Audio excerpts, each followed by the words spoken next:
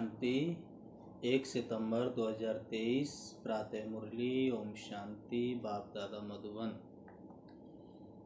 मीठे बच्चे, देह सहित सबकी याद भूल, बाप जो है जैसा है उसे यथार्थ पहचान, स्वयं को बिंदी समझ, बिंदी रूप से बाप को याद करो।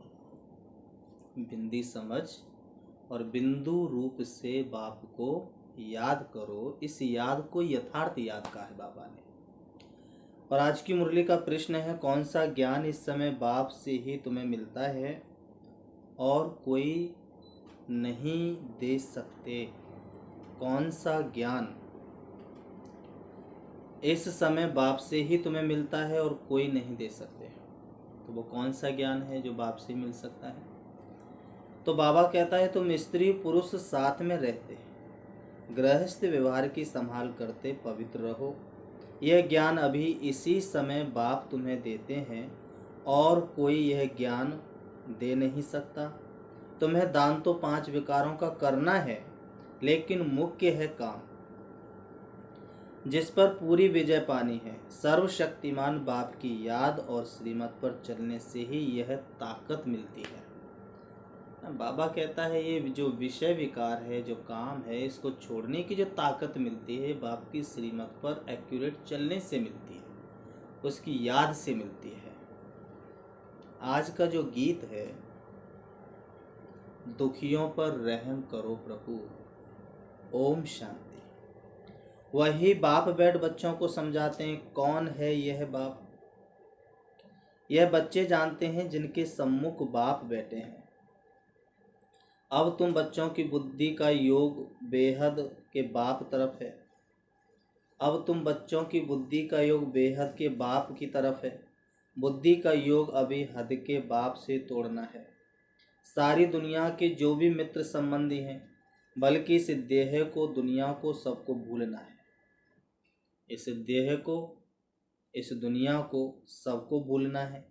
यह बाप के डायरेक्शन मिलते हैं। बाप बच्चों को कभी नहीं भूलते हैं। बच्चे भल बाप को भूल जाते हैं, परंतु बाप बच्चों को कभी नहीं भूलते हैं।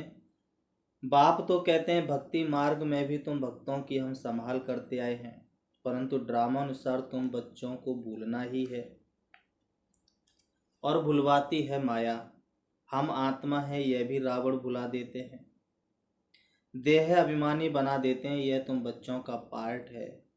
ऐसे नहीं कि तुम वहाँ सिर्फ बाप को भूल जाते हो, परंतु वह जो है जैसा है, उस बाप की याद और सुख देने का ज्ञान भूल जाते हो। बाबा कहता है, उसको याद और सुख देने का जो ज्ञान है वह तुम भूल जाते हो। अभी तुम जानते हो बाबा कल्प कल्प आते हैं। बाबा कैसा है यह भी बुद्धि में धारण करना है। मनुष्यों ने तो शिवलिंग का बड़ा चित्र बना दिया है, और सभी के चित्र तो ठीक हैं, जैसे ब्रह्मा, विष्णु और शंकर का चित्र भी ठीक है, मंदिरों में पूजे जाते हैं, परंतु परमपिता परमात्मा का नाम, रूप, देश काल जो है वह भूल जाते हैं। चित्र भी भूल जाते हैं। अभी तुम बच्चों को समझाया जाता है कि आत्मा बिंदी रूप है, स्टार मिसल बिंदी है, ब्रकुटी के बीच में रहती है। बच्चे जानते हैं हम आत्मा हैं। शरीर की ब्रकुटी के बीच मुझ आत्मा का स्थान है, यह तो सब मानेंगे। बहुत सूक्ष्म बिंदी जैसी है, यह भी जानते हो। परमपिता परमात्मा भी ऐसे बिंदी रूप ही होगा। खुद आकर समझाते हैं, मैं भी बिंदी हूँ, परंतु मनुष्यों ने बड़ा रूप ज्योतिर्लिंगम बना दिया है। स्वयं भगवान आके कहता है कि मैं बिंदु हूँ, परंतु भक्तों ने उसे बड़ा ज्योतिर्लिंगम के रूप में बना दिया है। जैसे बुद्ध का भी बड़ा लंबा चौड़ा रूप बनाते हैं, पांडवों के शरीर भी भक्ति मार्ग में बहुत लंबे बनाते हैं। भक्ति मार्ग में लंबे चित्र होते हैं, ज्ञान मार्ग में छोटी चीज होती है। परमात्मा कहते हैं, मैं बिंदु हूँ। कहाँ कहाँ बहुत बड़ा लिंग भी रखते हैं, नहीं तो बिंदी की पूजा कैसे हो सके? पूजा तो जरूर बड़ी चीज की ही होगी ना। तुमको अभी बिंदी रूप समझाया है, इन बातों को मनुष्य तो समझ ना सके। तुम बच्चों को भी पहले यह समझ नहीं थी। बाबा कहे कि तुम बच्चों को भी पहले ये समझ नहीं थी। अभी जब परिपक्व की अवस्था हुई है तो समझते हो यह तो यथार्थ बात है। अगर शुरू से लेकर बाबा भी समझाते तो हम समझ नहीं सकते, क्योंकि बिंदी कोई चीज तो है नहीं, हम जानते नहीं। परंपरा से शिवलिंग कहा जाता है, यह फिर क्या है? क्योंकि परंपरा से शिवलिंग को देखते आए, पूजते आए, तो फिर बिंदी समझ में नहीं आता, मन में प्रश्न आता है कि ये क्या है। तो बाप समझाते हैं कि वह भी रॉन्ग है। मैं जो तुम्हारा बाप हूँ, मैं बिंदी हूँ, तुम्हारी भी बिंदी रूप है, परंतु पूजा आदि के लिए बड़ा शिवलिंग बनाते हैं। आत्माओं का रूप भी शालिग्राम बनाते हैं, परंतु ऐसे है नहीं। आत्मा इतनी बड़ी हो नहीं सकती। आत्मा देखने में भी बड़ा मुश्किल आती है। ये समझने की बड़ी गुह्य बातें हैं। आत्मा भी बिंदी रूप है। इस छोटी सी आत्मा में 84 जन्मों का पार्ट है। बाबा कहे एक सेकंड ना मिले दूसरे से 84 जन्मों का पार्ट सारा एक छोटी सी आत्मा में नूंदा हुआ है। हर एक आत्मा में पार्ट नूंदा हुआ है, परंतु एक आत्मा का दूसरी आत्मा से पार्ट मिलता ही नहीं है कि कौन सा किसका पार्ट है। सभी का एक दूसरे से भिन्न पार्ट है। बाबा कहता है,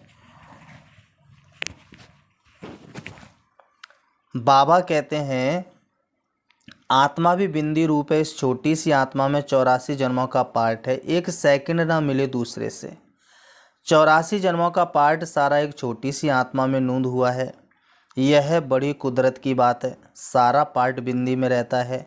उस नाटक में भी पार्ट बजाने वालों की बुद्धि में सारा पार्ट रहता है ना, वह है छोटा पार्ट। यह 84 जन्मों का पार्ट भी अच्छी रीत समझना है, और फिर समझाने की भी बड़ी युक्ति चाहिए।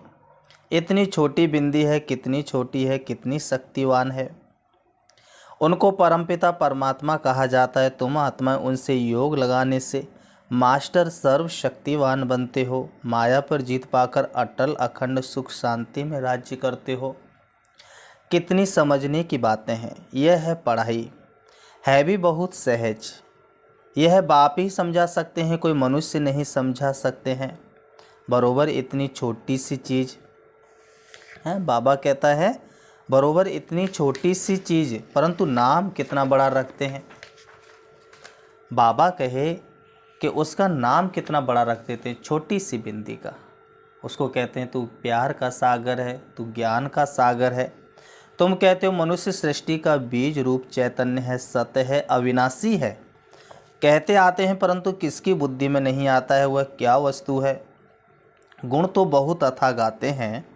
अभी तुम बच्चे बाप के सम्मुख बैठे हो, जान गए हो आत्माएं तो सम्मुख ही है। सब आत्माएं ब्रदर्स ही हैं। कितनी छोटी छोटी बिंदी हैं, विचार करो। मूल वतन का हम जो चित्र बनाते हैं उसमें बिंदु रूप ही दिखाते हैं। जैसे स्टार्स आकाश तत्व में ऊपर खड़े हैं, वैसे ही महतत्व में भी हम ऐसे स्टार्स माफिक अपने अपने सेक्शन में खड़े होंगे। झाड़ छोटे छोटे स्टार्स का बना हुआ है, वहाँ से फिर आत्मा आती है, शरीर धारण करती है पार्ट बजाने के लिए। कैसे नंबरवार आत्माएं आती हैं, यह सारी बुद्धि चलनी चाहिए। हर एक धर्म का सेक्शन अलग होगा। बाप दृष्टांत दे समझाते हैं। बाबा कहे कि बनेन ट्री का भी मिसाल समझाते हैं। बिंदी बहुत जगह चलती है। बाबा कहे हिंदी बहुत जगह चलती है, तो बच्चों को हिंदी भाषा में समझाना पड़ेगा। परमपिता परमात्मा भी हिंदी भाषा में ही समझाते हैं। आजकल जहाँ तहाँ इसका प्रचार करते रहते हैं। एक भाषा होना तो मुश्किल है। कई समझते हैं परमपिता परमात्मा सब भाषाएं जानते होंगे, परंतु ऐसे तो हो ना सके। अतः अनेकानेक भाषाएं हैं, वह तो सीखनी पड़ती हैं। परमपिता परमात्मा को तो कुछ सीखना नहीं है। उन्होंने कल्प पहले जिस भाषा में समझाया है उसमें ही समझाते हैं। बाकी भाषाएं तो हर एक को पढ़नी होती हैं। बाप को पढ़नी होती है क्या? तुम देखते हो शुरू से हिंदी चली है, सब हिंदी सीखते जाते हैं। भारत में हिंदी का प्रचार है। बाप भी हिंदी में समझाते हैं, फिर हर एक को अपनी भाषा में ट्रांसलेशन कर औरों को समझाना पड़े। बाप और बाप की रचना का परिचय सबको समझाना है। सभी का सदगति दाता वह एक बाप है। यह सब जानेंगे बरोबर बाप आया हुआ है। बाप कहते हैं मैं भारत में ही आता हूँ, भारत हमारा वर्थ प्लेस है। शिव के मंदिर, देवी देवताओं के मंदिर भी यहाँ हैं। देवी देवताओं का राज्य भी भारत में होता है। बाप भी भारत में आते हैं। देवी देवता धर्म की स्थापना यहाँ ही की है। बाबा कहे कि देवी देवता धर्म की स्थापना यहाँ पर ही की है, तो मंदिर भी जरूर यहाँ चाहिए। औरों के इतने मंदिर नहीं होंगे, यहाँ तो बहुत मंदिर हैं। घर घर में लक्ष्मी नारायण के चित्र, राधे कृष्ण के चित्र, राम सीता के चित्र रखते हैं, क्योंकि भारत में होकर के गए हैं। परंतु उन्होंने कैसे राज्य लिया यह भूल गए हैं। चैतन्य में राज्य करके गए हैं। लक्ष्मी नारायण वैकुंठ के महाराजा महारानी हैं। उन्हों को राज्य किए कितना समय हुआ है यह भी जानते हैं। मुख से कहते भी हैं क्राइस्ट से 3000 वर्ष पहले देवी देवताओं का राज्य था। तो क्राइस्ट को 2000 वर्ष हुए हैं ना, तो जो ऐसे कहते हैं उन्हें उसी बात पर समझाना चाहिए।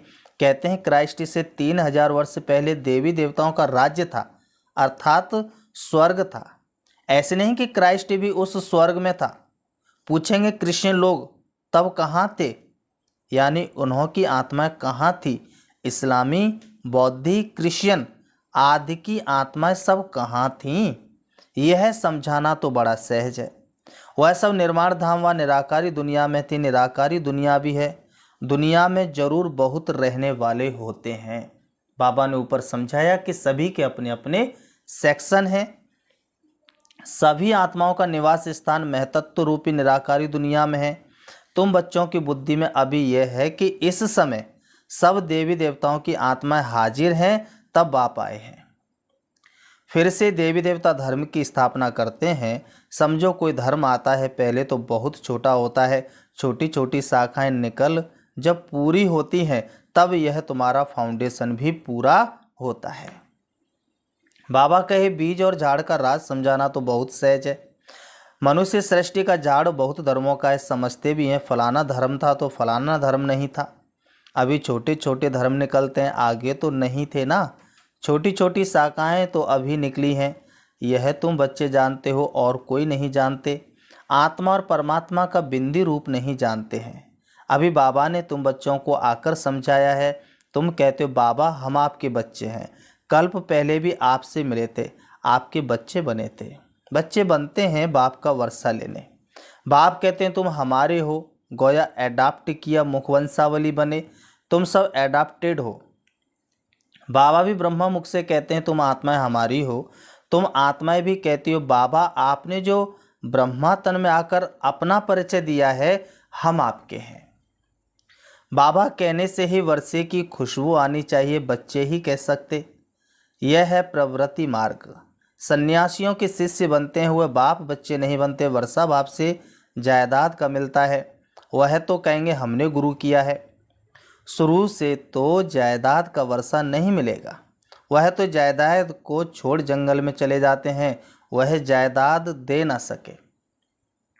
वह है ही निवृत्ति मार्ग वाले। बाप तो जायदाद देते हैं, उनसे कुछ नहीं मिलता। जंगल में जाएंगे तो सन्यासी कहलाएंगे। बाबा कहे कि अगर जंगल में जाएंगे तो सन्यासी कहलाएंगे, जायदाद नहीं मिलेगी। तब बाबा समझाता तुम भी सन्यासी कहलाते हो। वह है हठयोगी सन्यासी, तुम राजयोगी सन्यासी हो। सन्यासी अर्थात 5 विकारों का त्याग करने वाला। माना जो रियल सन्यासी है, भगवान कहता है 5 विकारों को दान करने वाला ही सच्चा सन्यासी होता है। सो तो तुम त्याग करते हो और फिर पवित्र दुनिया में चले जाते हो। वह त्याग करते हैं परंतु पवित्र दुनिया में नहीं जाते, पतित दुनिया में ही रह जाते हैं। तो बाप समझाते हैं आत्मा कितनी छोटी है, इतनी छोटी वस्तु में कितनी ताकत है, अविनाशी भी है। वह बाप इस शरीर द्वारा समझाते हैं तुम्हारी आत्मा समझती है। भगवान कहते हैं मैं आता ही तब हूँ जब कलयुग का अंत होता है, अंत का समय होता है। तो बाबा कहते हैं तमो प्रधान पतित हो जाते हैं, मुझे याद भी तब करेंगे जब संगम होगा, तभी हम आएंगे। तभी विनाश के चिन्ह भी दिखने में आएंगे। सो तो बरोबर देखते हो, अभी तुमको समझ मिलती है वह फिर औरों को देनी है। अभी कलयुग का अंत जरूर है। यादव कौरव पांडवीय भारत लड़ाई भी है। भगवान कहता है कि अभी कलयुग का अंत जरूर है, यादव कौरव पांडव भी हैं और महाभारत लड़ाई भी है। बरोबर उस समय राजयोग भी सीखते थे। पांडवों ने विजय पाई, यादव कौरव विनाश हुए। स्वर्ग में तो एक ही धर्म होता है, अनेक धर्म खलास हो जाते हैं। ये बाप बैठ समझाते हैं, बच्चे जानते हैं बाबा की इस राजयोग की शिक्षा से हम बरोबर सो देवी देवता पद पाते हैं। तुम पुरुषार्थ करते हो, हम तो नर से नारायण ही बनेंगे। बाबा के बच्चे एक ही पुरुषार्थ करते हैं कि हम तो नर से श्री नारायण के समान बनेंगे। बाप का वारिस जरूर बनेंगे, तख्त नसीन बनेंगे। फिर जितना जो पुरुषार्थ करेंगे उतना पद पाएंगे। पुरुषार्थी, भगवान कहता है कि पुरुषार्थी कभी छिपे नहीं रहते, वह बड़े मस्त होते हैं। पहले पहले प्रतिज्ञा करते हैं, बाप के जन्म बाद है रक्षाबंधन। बाप को जानते तो पहले प्रतिज्ञा करनी है। भगवान कहते हैं काम महाशत्रु है, दान तो पांचों ही विकारों का करना है, परंतु पहले पहले मुख्य काम है, इनसे बड़ा खबरदार रहना है। भले स्त्री भी साथ है, गृहस्थ व्यवहार में रहते पवित्र रहना मेहनत का काम है। सर्वशक्तिमान बाप को याद करने और उनकी श्रीमत पर चलने से ताकत मिलती है। बाप का फरमान है साथ में रहते इकट्ठे रहते पवित्र रहना है। आगे तो स्त्री पुरुष इकट्ठे रहने से आग लगती थी, भगवान कहते हैं इकट्ठे रहो परंतु आग न लगे। अच्छा, तो फिर बाबा कहता है कि मीठे मीठे सिखल दे बच्चों प्रति माता पिता बाप दादा का याद प्यार और गुड मॉर्निंग। रूहानी बाप की रूहानी बच्चों को नमस्ते। रूहानी हम बच्चों की रूहानी बाप दादा को याद प्यार और नमस्ते नमस्ते नमस्ते। धारणा के लिए मुख्य सार नंबर 1, दिल से बाप को याद कर जायदाद की खुशी में रहना है, पूरा पावन जरूर बनना है। दूसरा, विचार करना है आत्मा कितनी छोटी है और उसमें कितना विनाशी पाठ नूंदा हुआ है। बिंदु बन बिंदु बाप की याद में रहना है। वरदान, वरदान में बाबा ने कहा स्व इच्छा और दृढ़ संकल्प से एक देकर पदम लेने वाले चतुर सुजान भव। स्व इच्छा और दृढ़ संकल्प से एक देकर पदम लेने वाले चतुर सुजान भव। स्पष्टीकरण, चतुर सुजान बच्चे मिट्टी से भरे हुए सूखे चावल देकर, चतुर सुजान बच्चे मिट्टी से भरे हुए सूखे चावल देकर एक का पदम को ना भाग्य बना लेते हैं। सिर्फ चावल देते और रिटर्न में सर्व शक्तियाँ सर्व खजाने 36 प्रकार से भी ज़्यादा वैरायटी ले लेते। परंतु कई बच्चे वह भी देने के समय सुदामा के मिसल कच्छ माना बगल में छिपा कर रखते हैं। बाप खींचकर ले सकते हैं, लेकिन खींचकर लिया तो उसका रिटर्न इतना नहीं मिलेगा। इसलिए स्व इच्छा और दृढ़ संकल्प से एक देकर पदम लेना यही चतुराई है। इस देने में ही कल्याण है बच्चे। और वरदान स्लोगन है साक्षी वन न्यारे होकर हर खेल को देखने वाले ही साक्षी दृष्टा हैं। ओम शांति। ओम शांति। अभी हम 5 मिनट प्यारे बाबा को याद करते हैं। बाबा ने इतना अच्छा वरदान दिया। बाबा ने कहा सर्व संबंध बाप से जोड़ो। अगर किसी व्यक्ति में पैसे में जेवर में लगाव होगा तो बार बार वही याद आएगा। अपने आप को देखना है, अपने आप को बहुत सुंदर सम्मान देना है। मैं आत्मा लगाव मुक्त हूँ, नष्टो मोहा हूँ। मेरा किसी भी व्यक्ति वैभव किसी भी वस्तु में कोई लगाव नहीं। मैं संपूर्ण पवित्र आत्मा हूँ। बाप मेरा और मैं बाप की हूँ और दुनिया में मेरा कोई भी नहीं है। ना मैं किसी को जानती, ना कोई मुझे जानता है। सिर्फ परमात्मा कार्य पूरा करने के लिए मैं आत्मा सृष्टि रंगमंच पर हूँ। अब मैं इस देहिक दुनिया से दूर रंग बिरंगी किरणों के द्वारा बुद्धि रूपी विमान में बैठ करके उड़ रही हूँ। मैं आत्मा सूरज चांद सितारों से पार, सूक्ष्म वतन से भी दूर पहुंच जाती हूँ ब्रह्मलोक में, मुक्ति धाम में, जहाँ पर प्यारे पिता परमात्मा सर्व संबंधी मेरा आह्वान कर रहे हैं। सारी दुनिया उनको पुकार रही है और वो मेरा आह्वान कर रहे हैं। मैं कितनी भाग्यशाली आत्मा हूँ। स्वयं भगवान मुझे याद करते हैं। मैं पहुँच जाती हूँ उनके सन्मुख। उनकी रंग बिरंगी किरणें चारों तरफ फैली हुई हैं। मैं आत्मा उनके सन्मुख हूँ। दिव्य चक्षु के द्वारा मैं उनको देख रही हूँ, वो मुझे देख रहे हैं। मेरे जैसा भाग्यशाली कोई नहीं, क्योंकि मेरे सर्व संबंध बाप के साथ है।